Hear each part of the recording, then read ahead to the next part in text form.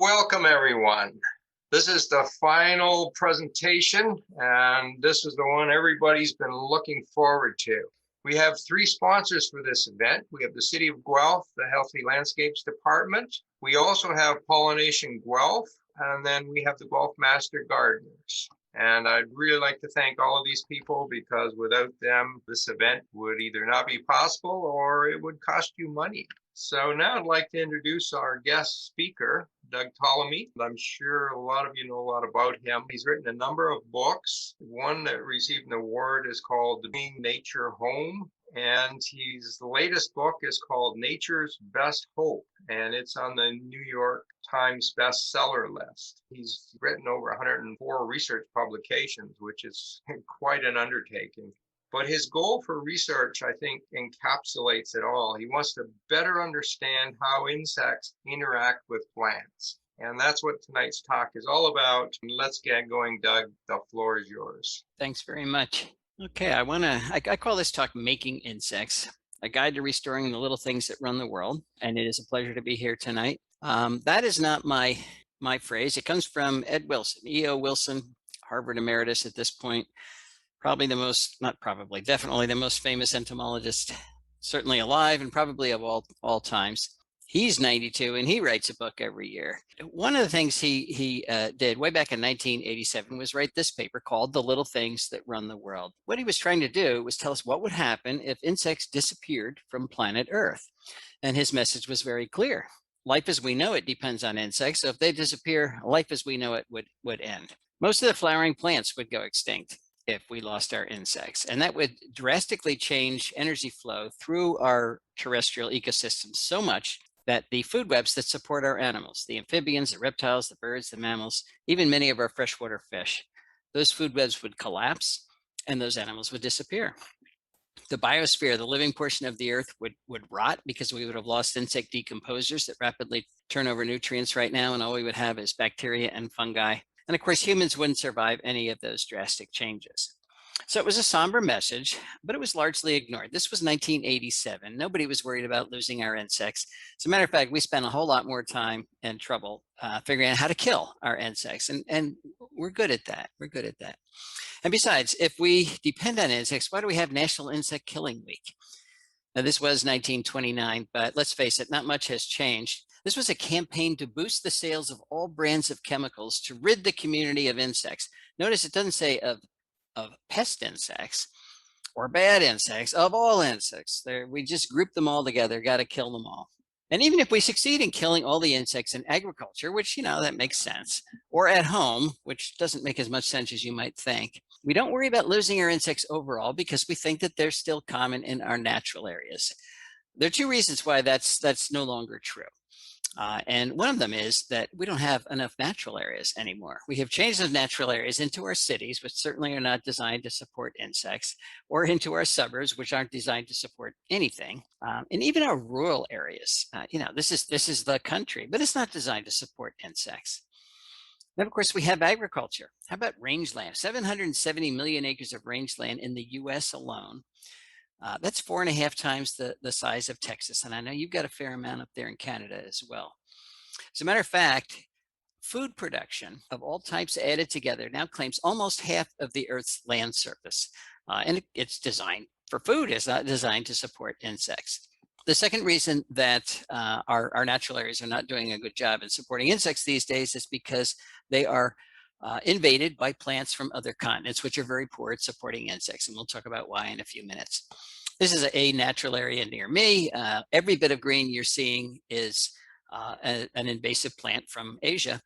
I took this picture in March when plants from Asia leaf out before plants from North America. So it's about 30% of our natural areas are now invasive plants that are not supporting our insects.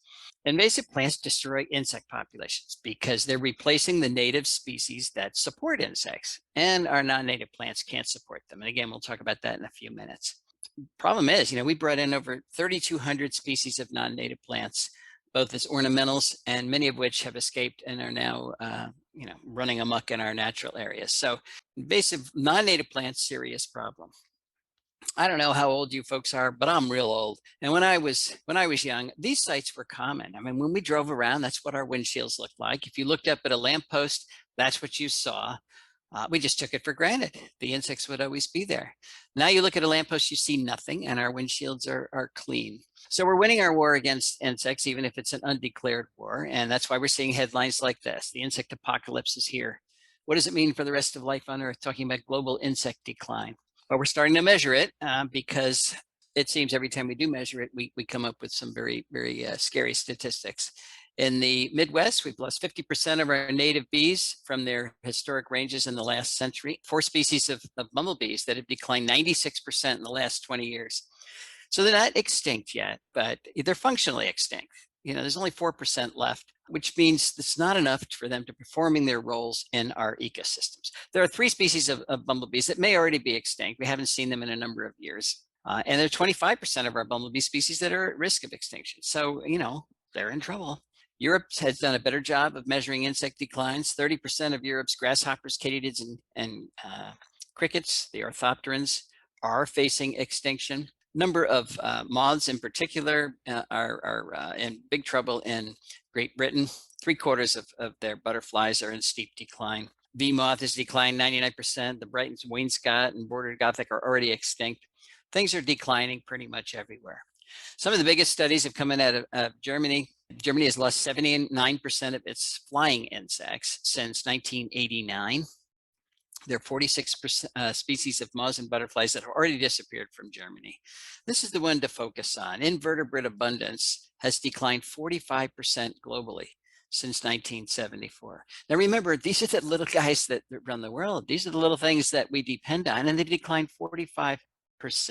And of course, as insects decline, the things that require them, remember those food webs, decline as well. Let's talk about birds. We have 432 species of North American birds that are now threatened with extinction. Not because there's only 5 left of each one, but because their population, the rates of population decline are so precipitous. We now know that is the signal of impending extinction, even if they're still numerous in some places.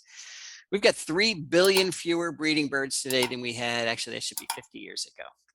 That's from Rosenberg et al. We went to that study, Rosenberg et al., and divided the birds that they looked at into 2 groups: the terrestrial birds that require insects at some part of their life history, typically when they're breeding, and the species that don't require any insects. So things like doves and finches that can reproduce on seeds. Well, the ones that don't require insects didn't decline at all, but the species that do require insects declined on average 10 million individuals per species. This doesn't prove cause and effect, but it certainly is suggestive that as insects go, so go the birds. It's not rocket science here, folks. Insects are bird food. You take the bird food away, the birds disappear. What's amazing is the English sparrow and starling, 2 serious invasive species in North America and actually many places of the world, are now red listed in England itself. England has sterilized itself to the point where it can't even support its own invasive species, although they're native there. And that's why we're seeing other headlines like this. The UN says that we're going to lose 1 million species to extinction, probably in the next 20 years. That's not an option, by the way. We have to make sure that doesn't happen. So that's the question. Does this matter? I mean, these are serious things. Does it really matter? Well, remember, these are the creatures that keep us alive. They run the ecosystems that support us, and they're disappearing. It's really hard to get human beings to react to threats that we consider to be long-term risks. We're terrible at that. I mean, look at our response to climate change. If it's not killing us immediately today, we just don't react to it. I'm going to focus on a different approach here. We're pretty good at feeling protective of other animals. So I'm going to shift the focus to what's happening to other animals when we lose our insects. And I'm going to focus on birds because a lot of us like birds. I want you to pretend you are this bird. That's a magnolia warbler. You are now a magnolia warbler, and you have just finished overwintering in the Tallamy Mountains of Costa Rica. It is time for you to fly north to reproduce, which means you're going to migrate. That's the most dangerous thing you're ever going to do. Predation risks are high during migration. Physiological strain is enormous. You're going to lose 35% of your body weight just crossing the Gulf of Mexico. And every time you have a migration flight, you're going to lose 30 to 50% of your body weight, which means when you stop to refuel, you've got to put that much body weight back on. So people say that migrants are stopping to rest. Yeah, they're resting, but what they're really doing is gassing up. They're getting the energy that they need to continue that migration, and they're doing that by eating insects. Well, migration's hard, and you might wonder, if it is so hard, why did it evolve? It evolved for the same reason that everything evolves. The benefits of migrating outweighed the costs. So what are the benefits of migrating? Well, in the temperate zone, of course, we have this giant flush of new leaves every season. The winter's pretty bare, but we have the giant flush of new leaves every season, and that flush is followed by a giant flush of the insects that eat those leaves. That is the fuel that those migrating birds are after. That's what they're using to migrate and to reproduce on. That seasonal flush of food, that bonanza resource, does not occur in the tropics. The tropics are very, very constant in their resources. Competition's intense. So when you had this sudden flush of food up north, the birds that figured that out and flew north to take advantage of it had an advantage. If they flew north, instead of rearing 2 to 4 offspring per year in the tropics, they could rear 3 to 6 on average. So it doesn't sound like a tremendous boost in reproduction, but it was enough to balance the costs of migration. So let me just emphasize, bird migration was only adapted because there were so many insects seasonally available in the temperate zone that fueled additional reproduction in birds. How important are insects to birds? Well, this group studied this 2 years ago. I have no idea how they did it. They came to the conclusion that birds eat 500 million tons of insects every year. I don't like the way they reported it, because they took the same tone that we usually do. They're saying, well, that means birds are really important in controlling pests. Remember, all insects are pests. No, insects are not all pests. So let's rewrite that and say birds require 500 million tons of insects each year. And if we reduce the tonnage of available insects, we're going to reduce the amount of birds that depend on it. We're talking about birds. Remember, a lot of other things depend on insects as well. So back to migration. When migration evolved, there were plenty of insects in the temperate zone. Are there still enough insects there to justify, to balance those costs of migration? And the answer is, every time we measure it, no, they're not still enough. Let's focus on the impacts of introduced plants on insect declines. This is Crepe Myrtle. I guess you don't use a lot of that in Canada, but boy, we use a lot down here. We did a study. We've done a number of studies for the last 15 years, but this is a fairly recent one that came out. We simply, I went into hedgerows in Maryland, Pennsylvania, and Delaware with an undergraduate student, and we measured caterpillar communities in hedgerows that were invaded with non-native plants. This is autumn olive and multiflora rose and oriental bittersweet and so on, and compared caterpillar communities to hedgerows, those found in hedgerows that were not invaded. The real trick was finding uninvaded hedgerows, but we did. We found 4. And this is what we found: 68% reduction in the number of species of caterpillars in those invaded hedgerows, a 91% reduction in the abundance of those caterpillars, and a 96% reduction in the biomass, the amount of energy that those caterpillars represent. So if caterpillars are bird food, and they are, you're talking about 96% reduction in the amount of bird food in our invaded habitats. You take away 96% of the bird food, what do you think happens to the birds? And it doesn't just happen to a few obscure species.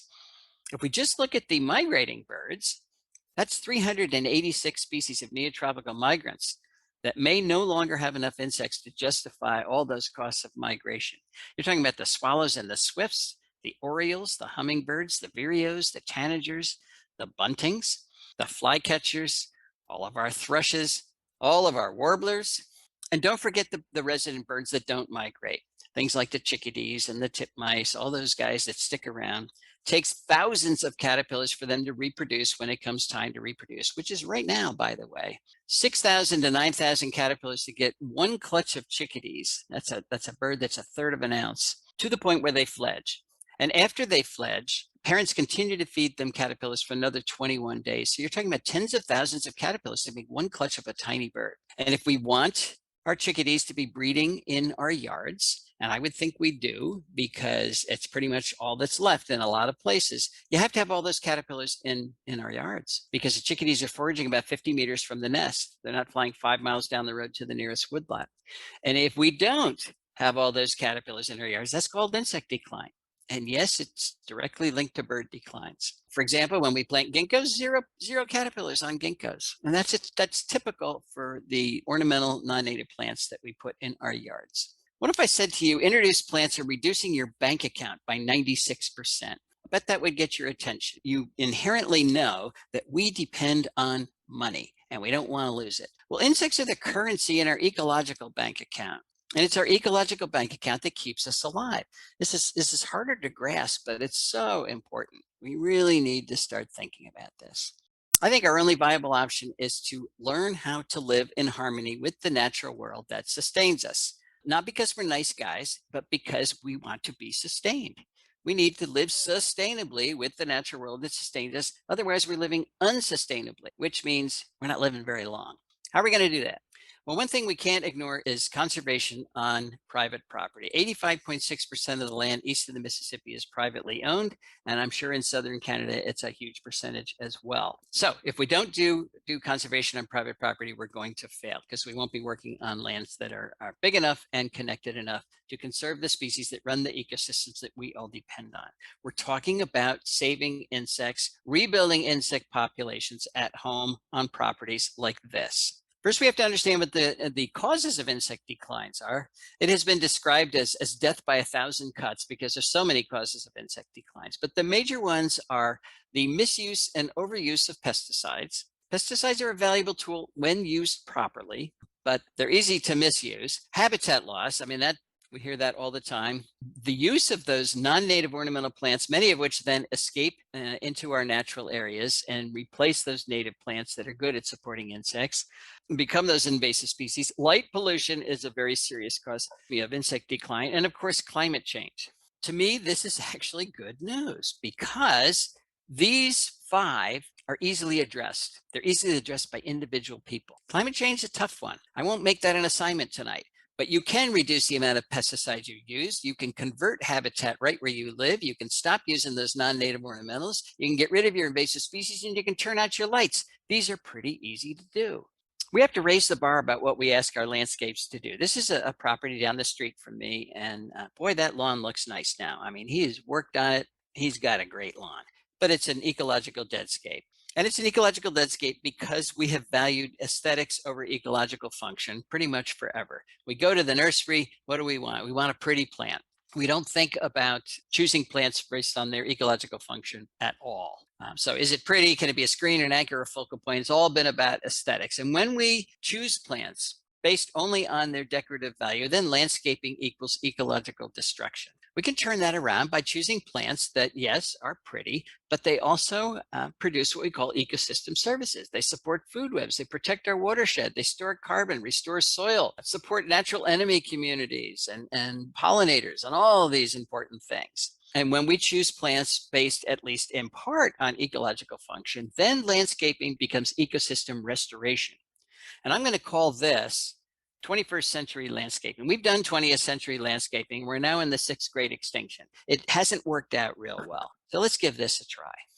We can't restore ecosystem function without restoring insect populations. And we are coming back to insects here.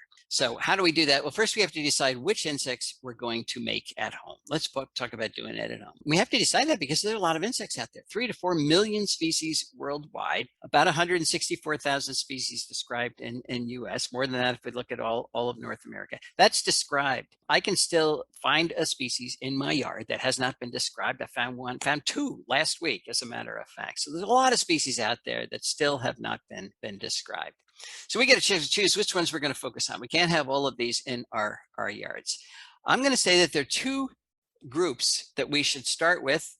We can add the other groups later on. But the 2 most important groups are the insects that maintain plant diversity. Plants are the first trophic level. If we don't have them, if they're not capturing energy from the sun and turning it into food, there's nothing else going to happen. We need to support the insects that maintain those plants.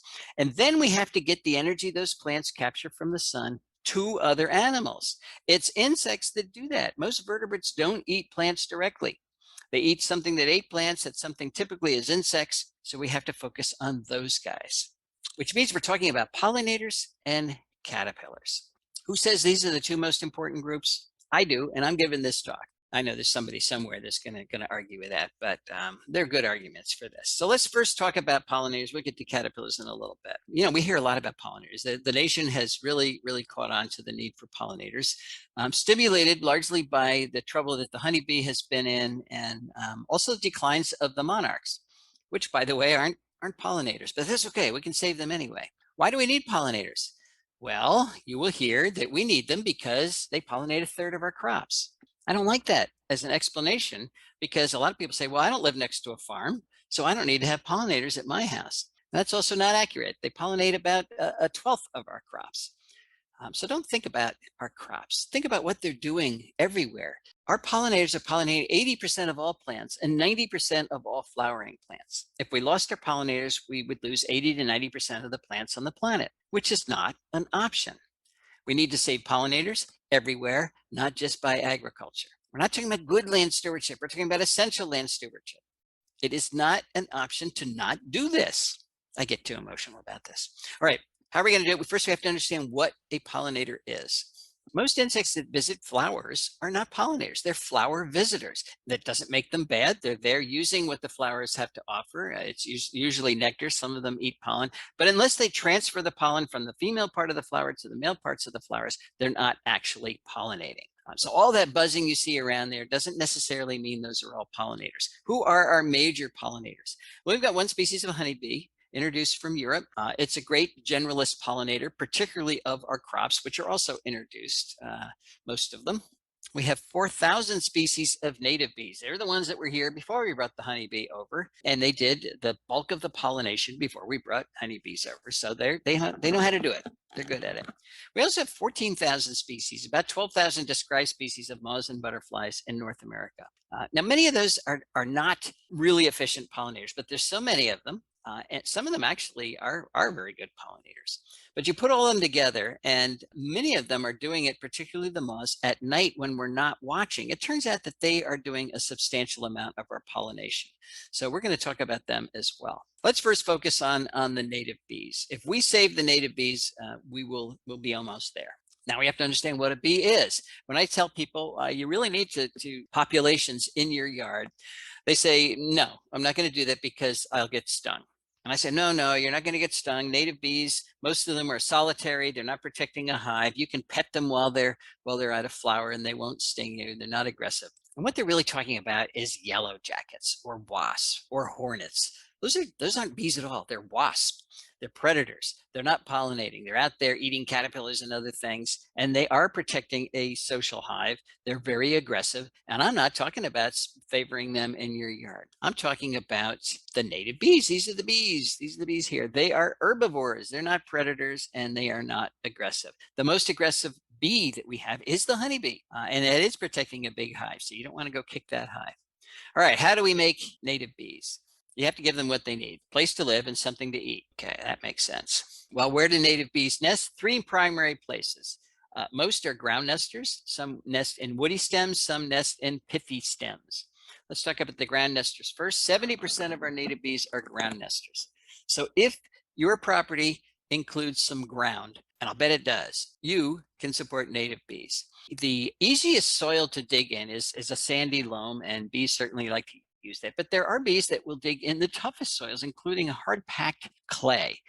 So any type of soil can support at least some species of bees. A little bare area is good. A slight south-facing slope is good. An area that's by bare, I mean it's not covered with plants and leaves, so it gives them easy access to digging, particularly in the spring. They will take advantage of that. But that doesn't mean you have to get a bulldozer and clear cut most of your yard so that you can have native bees. This is a Calides bee. They're very shy. They're all females. They're males, but you don't see them. They're not around very long. They sink a single tunnel straight down, then put little shafts off to the side and pack them full of pollen and lay an egg on it.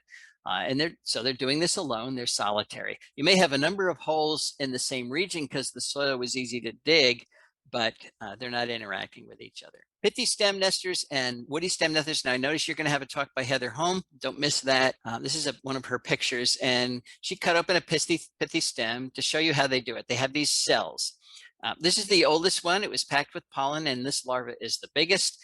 Bee larvae, by the way, just look like nothing. They don't have a head. They don't have legs. They all used to be internal parasitoids. That's why they're so amorphous. But they eat the pollen, and then each cell, as you go to the left here, is younger. So the bee larva is not as big. And when they finish developing, they pupate, and then they exit. They dig a hole or chew a hole right through their stem and exit that way. Both pithy and woody stem nesters do that, which means they're nesting in last year's meadow vegetation, the stuff that everybody says, when can I cut it down? When can I mulch it? I mean, when can I do it without hurting any insects? Well, Heather also has a really great graphic here that describes when you can do that. The answer is never, because there's always bees out there. Here's what it's going to look like in the winter. You leave your dead flower stalks intact over the winter. In the spring, you want to cut them back, but leave 8 to 24 inches from the ground. These stems here are what the following year's bee population are going to use to reproduce. So the bees that emerge in the spring will use the stems from last year, lay their eggs and pack them full of pollen and make those little cells that we just talked about. Those bees will develop. Then the new summer growth from the plant comes up and it covers those stems, so you don't even see that they're there. The bee larvae continue to develop during the season in those old cut stems from the previous year. Then in the fall, you've got new seed heads, and they're going to spend the winter. Remember, the bees are still in the stalks from last year. Then in the spring, they'll emerge from these little gray stalks here. And then you're going to have to cut back the new stalks. So when I say you can never cut anything, never mow your yard without killing everything in your meadow. That's why we recommend, if you have a meadow or you have a little prairie, that you burn or mow a third and a third and a third. 1/3 each year, which means any one place only gets treated once every 3 years. And the 2/3 that you're not treating will colonize the third that you do treat. In order to keep it a meadow or prairie, you do have to treat it once in a while. But the areas that you're not treating by mowing or burning, you can spot control the woodies that continue to come in. Okay, this is woody stem nesters. Elderberry is great because it's very soft, and these guys have already emerged. So you know what happens when we have an elderberry branch that dies, which is frequently, we cut it out because we like neatness. We don't like to leave dead things up there, but that's what the bees are looking for. So if you can leave a dead stem, they will like you for it. But because we have so little coarse woody debris in our built landscapes, we've invented bee hotels. And bee hotels work. The bees come. These are holes drilled into wood of various thicknesses and sizes, and the bees do nest in them. They are successful in attracting bees. People really love them to the point where they go crazy making them. But you know, there's a problem with this. Research has shown that when we make huge bee hotels and put them all in the same place, we're looking for trouble because we're putting all our bees in the same basket. If a predator or a disease finds our bee hotel and we've got a lot of holes in it, it can wipe all of them out. It is much better to have small bee hotels and scatter them throughout your yard, just the way coarse woody debris would be.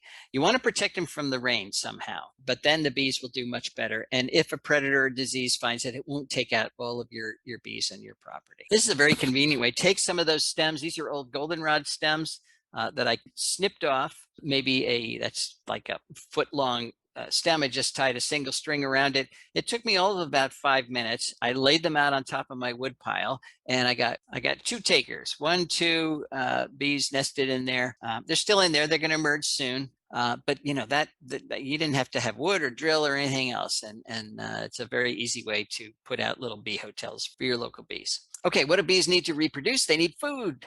They need pollen, they need nectar, and we know that, but they need it all the time. This is the tough part. Here are the distribution of native bees in New England, so very similar to southern Canada. They're around from March to November, so practically the entire year. You have to have forage for our native bees.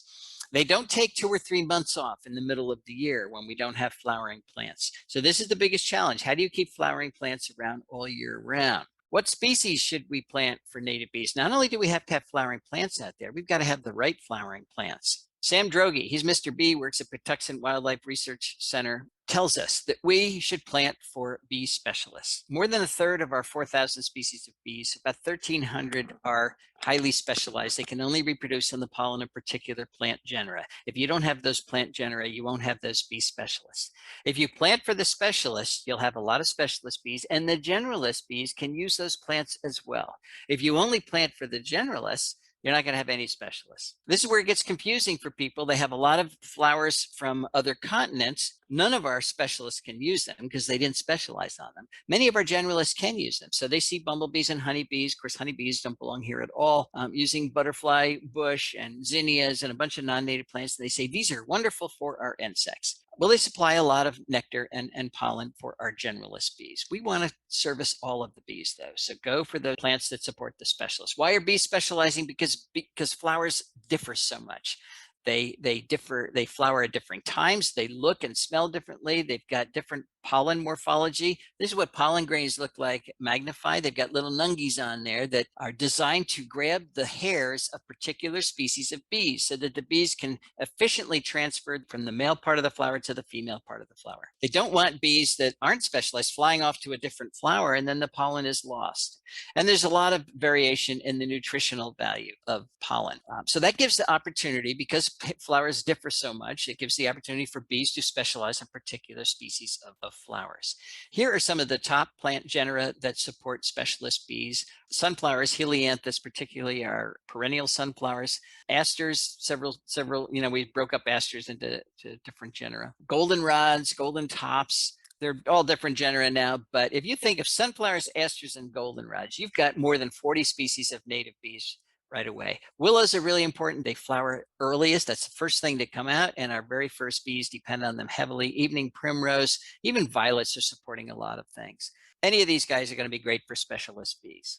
Okay, that's all we're going to say about bees. Let's talk about getting energy from the leaf to other organisms, and that depends on caterpillars. Caterpillars are the bread and butter of terrestrial food webs, the hamburgers. Everybody depends on them. They are transferring more energy from plants to other animals than any other animal, not just any other insect, but any other animal. And if you don't design a landscape that supports a lot of caterpillars, most of the energy remains locked up in plant tissues. And that's a failed food web, which is a failed ecosystem. So that's the goal. How do we increase the number of caterpillars in our yards? That, of course, is a new goal for landscaping. In the past, we landscaped for aesthetics. We didn't want any caterpillar eating our plants. But if you look at your plants and there's no holes in the leaves, you have failed, because then you don't have the caterpillars supporting a food. All right, you add caterpillars to your landscapes by adding the plants that make them.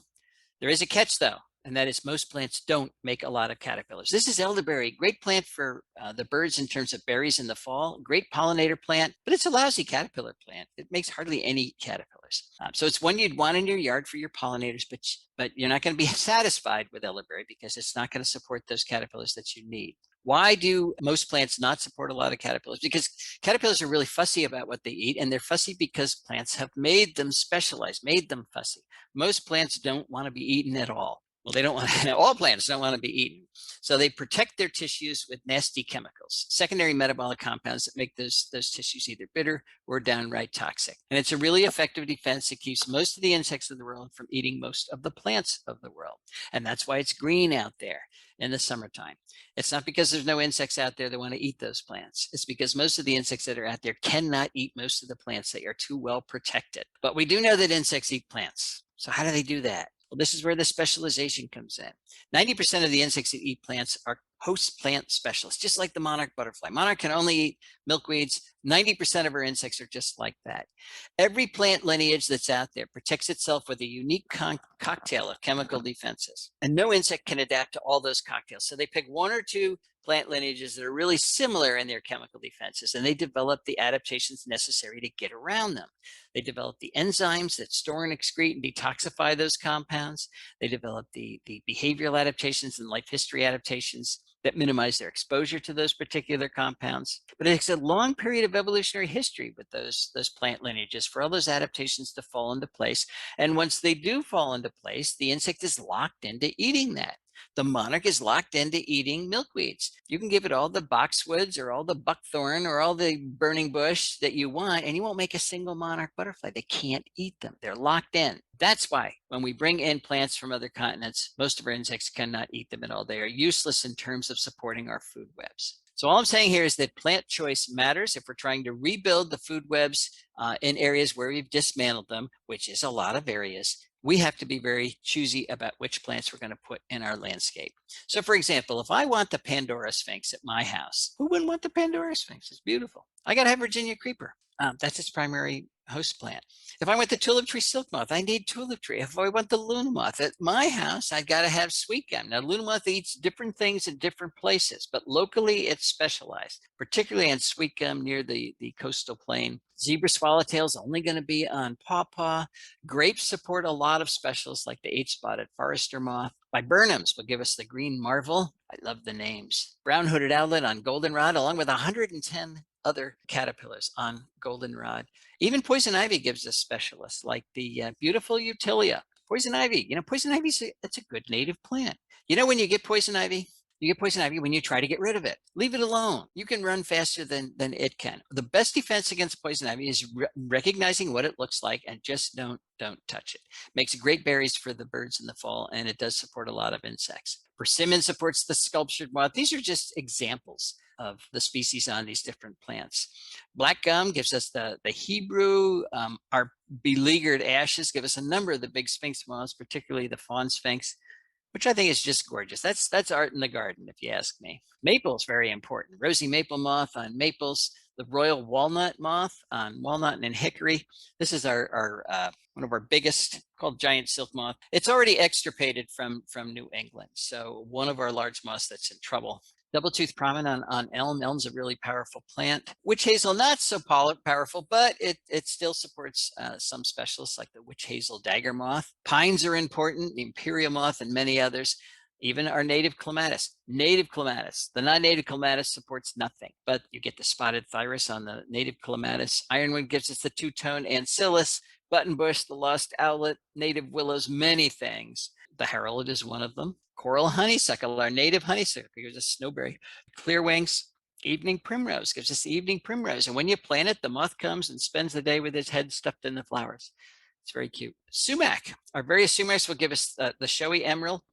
People say, I don't want poison sumac. I've never even seen poison sumac. It's a plant of the swamps, I guess, but we're talking about staghorn sumac and smooth sumac. If you're looking for a soil stabilizer, sumacs are great, and they give you this beautiful moth. Then we have some real powerhouses, things like our native prunus, like black cherry. Will give us the white furcula, the crocus geometer, the Io moth, the beautiful Cecropia moth, the colorful Zale, the tufted bird dropping moth. Who would not want the tufted bird dropping moth? You can have fun just saying its name. The paddle caterpillar. Send your kids out in the yard and tell them to find a paddle caterpillar on black cherry. Don't tell them what the paddles are for. Get them to figure it out. They're not there for decorations. They have a function. And I'm not going to tell you what the function is. I want you to think about what it is. It's the same function as these filaments on the filament geometer that can grow and shrink. They pump hemolymph into there. They're neat. You get the small-eyed sphinx on native prunus, Harris's 3-spot that has an umbrella of its head capsules, holds it over its head. And for years, nobody knew what that was all about. But if you go poke this guy, he whips it back and forth and slaps you with it. And we're pretty sure it's defensive. Then the oak, the most powerful plant you can put in your yard, will have things like the hag moth that I think it thinks it's a tarantula, the red wash caterpillar, the white dotted prominent, the spiny oak moth, the skiff moth, the white blotch heterocampa, the oak skeletonizer, the solitary oak leaf miner, the crown bucolatrix, the half oval ancillus, the pink striped oak worm, the spun glass slug, which is my favorite caterpillar, plus hundreds more are on our oaks. And that's why I call oaks keystone plants. As a matter of fact, they're the most important keystone plant in 84% of the counties of North America. Now, they do fade as you go farther north, but you do have them certainly in southern Canada. I call them keystone plants. Well, first of all, remember what a keystone is? That's the Roman arch. A keystone is the stone in the middle of the arch. Well, it turns out that just 5% of our native plants are making 75% of the caterpillar food that drives our food webs. 14% of our native plants are making 90% of the caterpillar food that drives our food webs. So these are keystone plants because if you take them out of the food web collapses. And again, oaks support more caterpillars than any other plant genus, 557 species in the mid-Atlantic states where I live. That's 557 species of bird food, 950 species nationwide. There's no other plant genus that comes close to that. If you want to find out what the keystone species are in southern Canada, in the east, go to Native Plant Finder and the National Wildlife Federation website and put in one of the counties from northern New York. A list from that county will pop up. What you do is you put in a zip code from that county, and the list will pop up for both woody plants and herbaceous plants. It will describe each one. I stopped here because I ran out of room. But this is what a typical list will look like. Native oaks, native cherries, native willows. Notice I say native, native, native. If I go to the nursery and I say I want to buy a cherry, they're going to sell me an ornamental cherry, a flowering cherry from Asia. If I say I want to buy a willow, they'll sell me a weeping willow from Turkey. If I want to buy a birch, it'll probably be a European birch, or in maple, it'll probably be a Japanese maple. You've got to specify that you want a native member of those genera. Because if you don't specify, you get a non-native member and you'll have 65% fewer caterpillars than if you have the natives. Again, these are the most powerful herbaceous plants, and these three, solidagos, asters, and helianthus, are the most important plants in terms of our specialist bees, as well as the caterpillars. All keystone plants here. So where did I take all the pictures I just showed you? I took them at our house, and this is what our house looked like, our yard looked like when we moved in. The area had been mowed for hay. It was a farm that was broken up, so not much there. But we have all of those moths because I put the plants back. I'm still putting plants back. And 4 years ago, I made it a goal to take a picture of all the species of moths that have come to our yard because of those plants. And I'm up to 1,052 species. I get new species all the time. So who knows how high it's going to go. That's more species of moths on our property than all the species of birds in North America. Now, I've got 10 acres in Pennsylvania. Pennsylvania is 2.4 million acres. So on 1/240,000th of the land area of Pennsylvania, I've got 40% of all the moths that occur there. And we've got them because we put the plants back. We planted witch hazel and oaks and persimmon and elms and maples and all of these guys, and many more actually. But we also tolerated a number of native plants that most people pull out. I hear all the time, black cherry, it's a weed. New York fern, it's a weed. Grapes are weeds. Goldenrod, it's a weed. Weed is a plant out of place. These plants are not out of place in our yard. They're important plant lineages, even poison ivy, even greenbrier, even dodder. They're all supporting specialist moths that enrich the food web and allow a lot of things to use our yard. When we add caterpillars to our yard, we also add the birds that depend on them, like wood thrush. We finally have wood thrush. And remember, the area is mowed for hay. Wood thrush is a bird of the forest. Well, our trees are now big enough that wood thrush are breeding in our yard, and they're there because they've got the food. We've got Virginia creeper making lettered sphinx, which they love. We've got indigo bunnings because we've got alders making ruby quakers. We've got chipping sparrows because we have black walnuts making gray-edged bomolokas. We've got field sparrows because we have oaks making red-line panapodas. We've got titmice because we've got black cherries making dowdy pinions. We've got phoebes because we have a number of native grasses making the skippers that they love. Robins. Not because we've got worms on a big lawn, but because we've got those weeds that are making three-line sphinx moths and many other things. Not a single worm in there, by the way. We've got Carolina chickadees because we've got tulip trees making tulip tree beauties. White-eyed vireas because we have spice bush making spice bush swallowtails. We've got house wrens because we've got hickories making copper underwings. Bluebirds because we've got sycamores making drab prominence. We've got 59 species of birds that have bred on our 10 acres. Not flew by, but bred. Why is that important? Well, this is another headline that I saw last year. World Wildlife Fund says that we've lost 2/3 of our wildlife since 1970. Vanished, as if it's mysterious. We killed them. They didn't vanish. We killed 2/3 of the wildlife since 1970. But I'm thinking, not at our house. I think we've increased biodiversity by more than 2/3, and it didn't take that long, and we did it simply by putting the plants back, which means you can do it as well. By choosing the right plants, using more of them, we could restore insects nearly everywhere. But there are 9 things that we need to do in order to restore them right in our yards, and we'll quickly go through each one of them. We got to start with reducing the area that's in lawn.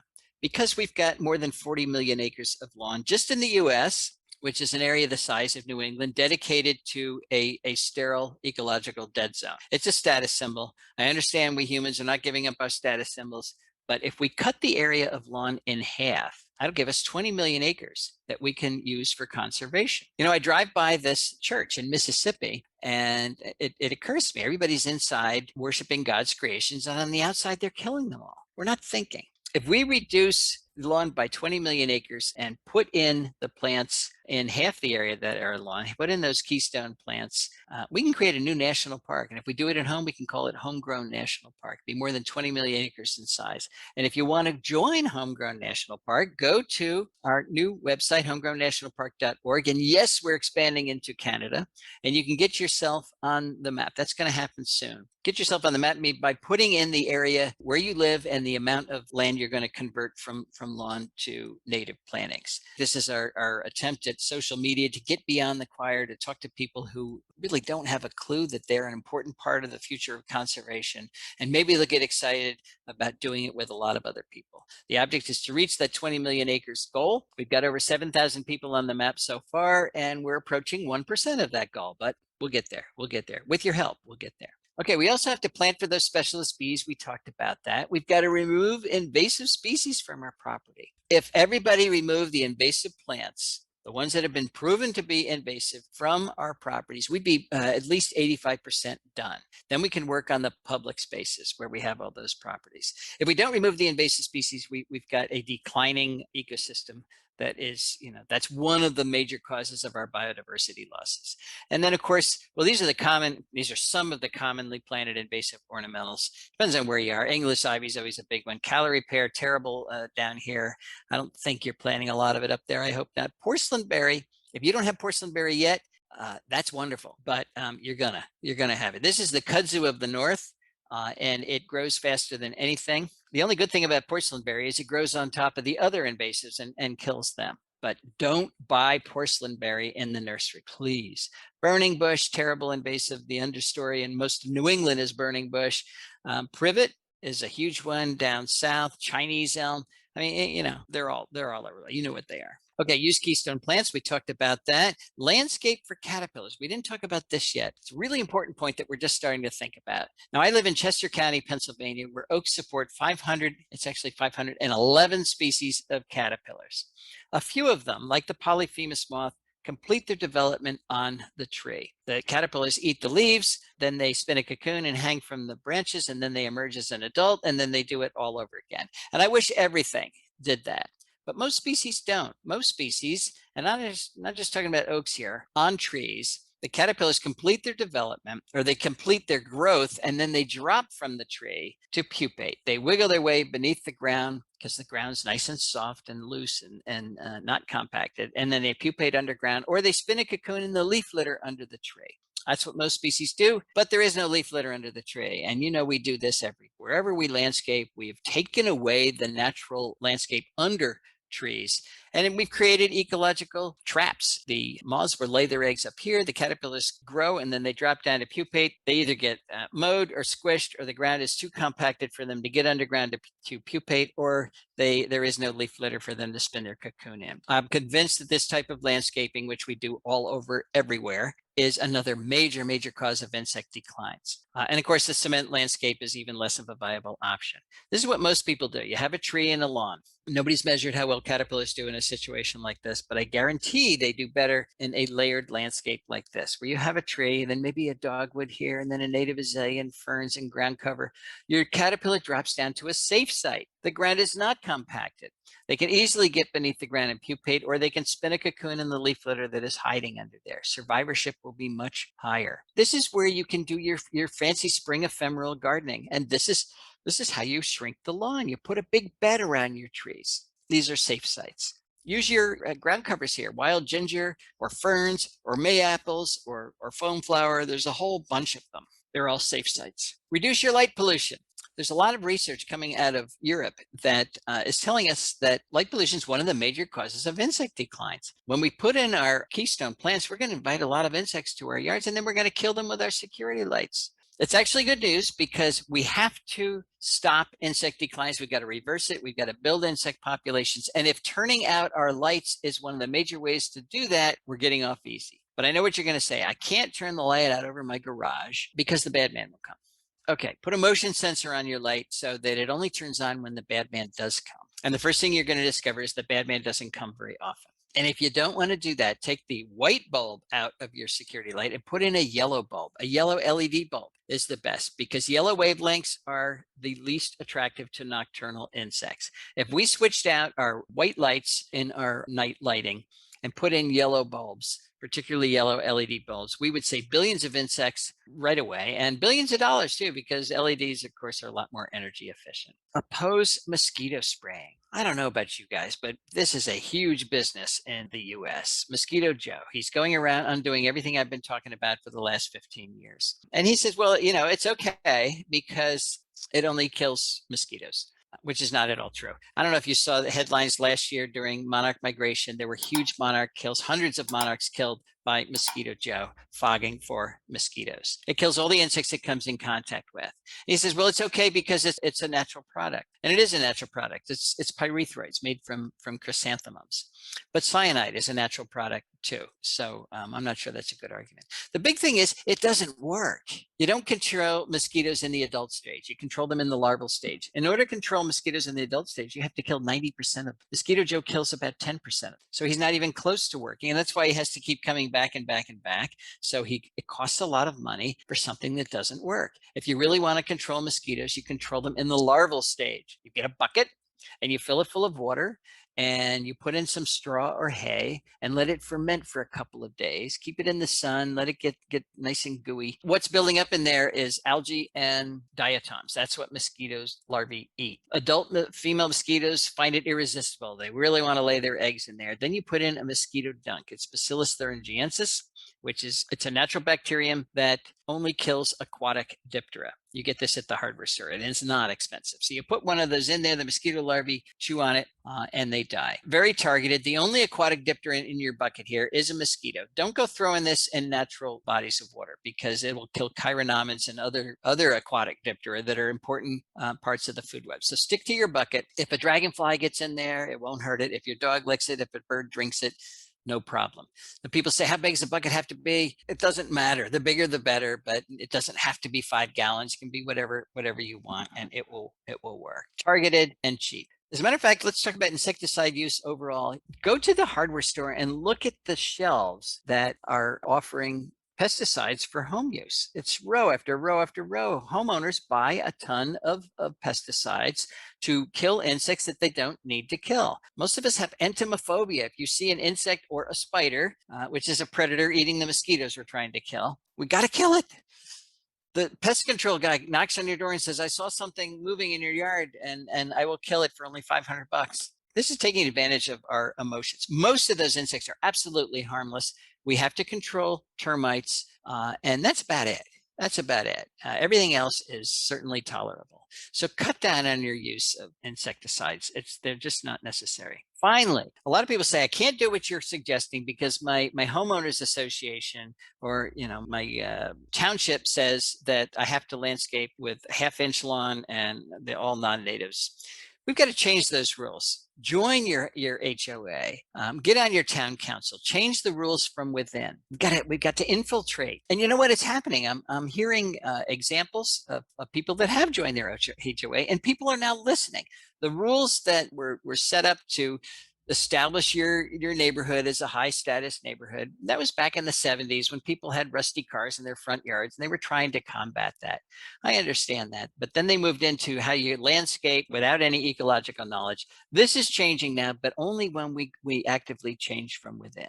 Okay, winding up now, I'm going to return to E.O. Wilson the way I started. The book he wrote in 2016 is called Half Earth: Our Planet's Fight for Life. One of the things that Wilson has worked on and through most of his career is saving biodiversity on planet Earth. And in his message in Half Earth is, again, very clear. In order to save life on planet Earth, we're going to have to preserve ecosystem function on half of the planet. And he spends most of the book describing the science that supports that statement. But then he ends the book without telling us exactly how we're supposed to do this.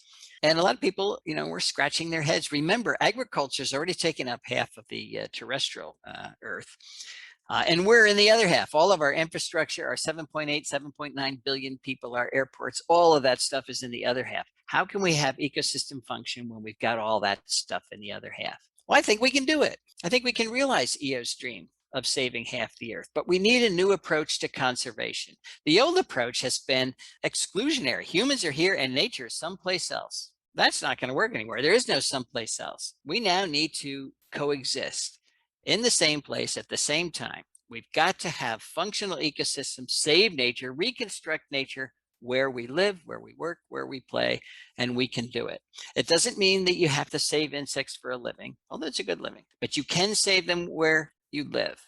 And if you do, it empowers you. You know, right now, so many people feel absolutely powerless. The Earth's problems are huge. What can one person do? Well, one person can do those 9 things we just talked about, focusing on shrinking the lawn, putting in those keystone plants, building a pollinator garden, reducing your pesticide use, turning out your lights, doing all of those things will increase the insect and the ecosystem function on your lawn. And when you do that, you're shrinking the problem down to something that's manageable for each one of us. Don't think about the entire planet's problems.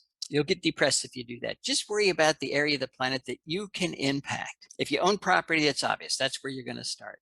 If you don't own property, if you live in a city, volunteer, help somebody who does. Help a land conservancy, help a park or preserve. They're all underfunded. They're all understaffed. They will love you. So insect decline is a global problem, but it has a grassroots solution. We can reverse insect declines if we all do our part. Thanks very much.